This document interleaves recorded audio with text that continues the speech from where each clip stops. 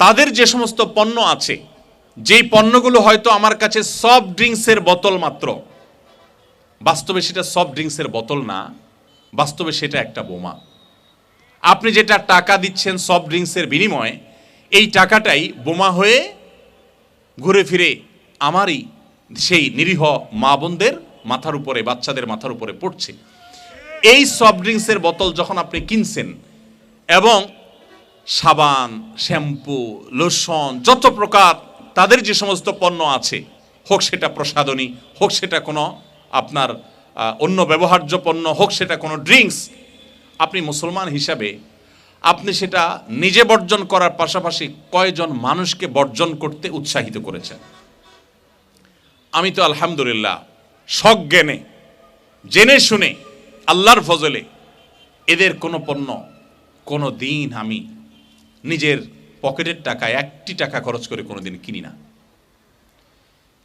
আমরা এত দুর্বল মুসলমান যে আমরা কোরআনের আয়াতের তেলাওয়াত শুনে অনেকে চোখের পানি ফেলে দেই, অথচ ইহুদিদের পণ্য, এই অভিশপ্তদের পণ্য, দখলদারদের পণ্য, মুসলমানদের রক্তচোষা জালিম পৃথিবীর ইতিহাসের সবচেয়ে বড় সন্ত্রাসীদের পণ্য, এদের পণ্য আমরা টাকা দিয়ে কিনি। বিশেষ করে তারা যদি একটু অফার দিয়ে দেয় তো আমরা লোভ সামলাতে পারি না। অফার যদি তারা একটার মূল্য দিয়ে যদি 10টা পণ্য আমাকে দেয়, সাথে 9টা যদি ফ্রিও দেয়, আমি আমার একটার মূল্য পর্যন্ত তাদেরকে দিতে পারি না। কি বলেন? দিতে পারি আমরা? শুধুমাত্র একটা কোম্পানি তাদেরকে বয়কট করার ফলে, মিডল ইস্ট সহ বিভিন্ন দেশে বয়কট করার ফলে তারা বিলিয়ন বিলিয়ন ডলার লসের মুখোমুখি হয়েছে সামান্য কয়েকদিনের মধ্যে। তুরস্ক থেকে আসা আমার 2 বন্ধু, তারা বললেন, কয়েকটা ব্র্যান্ডের নাম নিয়ে বললেন, অমুক অমুক কফি শপ, অমুক অমুক দোকান মাছি মারে গোটা তুরস্কে, কোনো মানুষ সেগুলোতে প্রবেশ করে না, এবং কেউ যদি প্রবেশ করে তো আশপাশের সমস্ত মানুষ ঘৃণা ভরে থুতু ফেলে নিচে। আর আমার দেশে আপনি যদি মুদি দোকানগুলোতে যান, আপনি যদি সুপার মার্কেটগুলো যান, আপনি যদি আমাদের বাসা বাড়িতে যান, এইখানে যারা আসি, আমার তো মনে হয় ম্যাক্সিমাম মানুষের বাসা বাড়িতে এই দখলদারদের পণ্য দিয়ে পরিপূর্ণ। কি দায়িত্ব আপনি পালন করেছেন? কিয়ামতের ময়দানে কি জবাবদিহি করবেন আল্লাহর কাছে?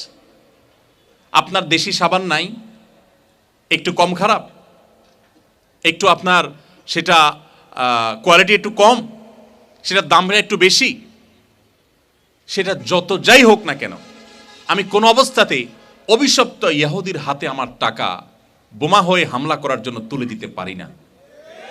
এটা কোনোদিনই আমি পারি না, এটা আমার ইমানের দাবি। অতএব আমরা যদি সবাই মিলে বর্জন করি তাহলে সেক্ষেত্রে এদের উপর এটা অনেক বড় প্রেসার হবে, এদের উপর অনেক বড় প্রভাব পড়বে। এরা বার্তা পাবে যে আমরা তাদেরকে আমাদের শক্তি সামর্থ্য অনুযায়ী তাদেরকে আমরা বর্জন করছি, বয়কট করছি, তাদের বিরুদ্ধে অবস্থান নিয়েছি। একটা যুক্তি আমরা সবাই দেই, বিশেষ করে ফিলিস্তিন ইস্যু, মসজিদে আকসা ইস্যুতে আমরা সবাই একটা কমন যুক্তি দেই, সেটা হলো আমরা বেশিরভাগ লোকই প্রায় বলি যে আমার তো আসলে বিশেষ কোনো করণীয় নাই, আমি তো কোনো রাষ্ট্র ক্ষমতা এটা আমার হাতে নাই, আমার হাতে তো কোনো সেনাবাহিনী নাই, আমার হাতে তো কোনো বিশেষ পাওয়ার নাই, আমি তাদের জন্য কি বা আর করতে পারি, আমি তো অক্ষম, এটা আমরা বলি। সম্মানিত উপস্থিতি, আমি মনে করি এটা শয়তানের সবচেয়ে বড় চালগুলোর একটি, যে শয়তান আমাদেরকে একটা খোঁড়া যুক্তি ধরিয়ে দিয়েছে, আপনাকে, আমাকে, আমাদের সবাইকে, আমি সহ আমরা সবাই শয়তানের এই খোঁড়া যুক্তিকে ধারণ করে চলি। শয়তানের যুক্তি এভাবে যে আমাদের কি কোনো কিছুই করার নাই? কি বলেন? ফিলিস্তিন ইস্যুতে, মসজিদে আকসা ইস্যুতে আমাদের কিছুই করার নাই? তো আমরা তো বলি যে আমরা কি করতে পারি, আমার তো ক্ষমতা নেই।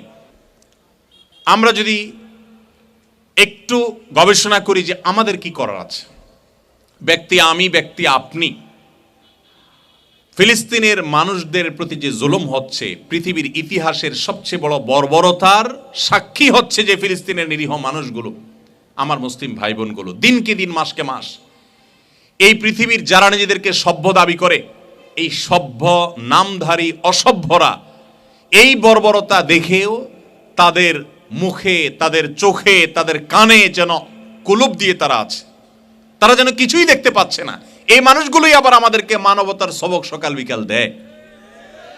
যারা আমাদেরকে সকাল বিকাল মানবতার সবক দেয়, সেই সভ্যতার ভেগধারী অসভ্যদের মুখোশ আমাদের সামনে ফিলিস্তিন ইস্যু এসে দিনের আলোর মতো উন্মোচন করে দিয়েছে, এবং সেই সাথে মুসলিম নামধারী মুনাফিকদের মুখোশ উন্মোচন করে দিয়েছে। সম্মানিত ভাইরা আমার, এই ইস্যুতে আমাদের প্রত্যেকের অনেক করণীয় আছে, বহু করণীয় আছে। আল্লাহ তাআলা আপনাকে জিজ্ঞাসা করবেন না তুমি কেন তোমার ক্ষমতা দিয়ে সেখানে তাদেরকে দখলদার মুক্ত করো নাই। আল্লাহ তাআলা জিজ্ঞেস করবেন না, কারণ আপনার সেই ক্ষমতা নেই।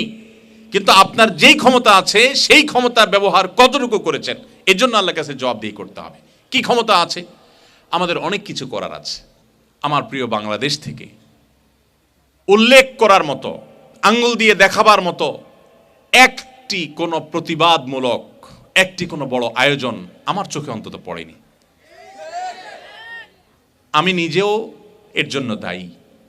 আপনার মধ্যে এতটুকু ইমানি আত্মসম্মান নেই, এতটুকু গায়রত নেই, এতটুকু তেজ আর জজবা আপনার মধ্যে নাই যে আমি আমার টাকা দিয়ে এদের জিনিসটা কেনা মানে হলো তাদের সে অসভ্যতা, তাদের সে লাম্পট্য, তাদের সে অপকর্ম, তাদের সে ঘৃণ্য কর্ম, সেটাকে প্রতিষ্ঠা করবার জন্য আপনি সহযোগী হচ্ছেন।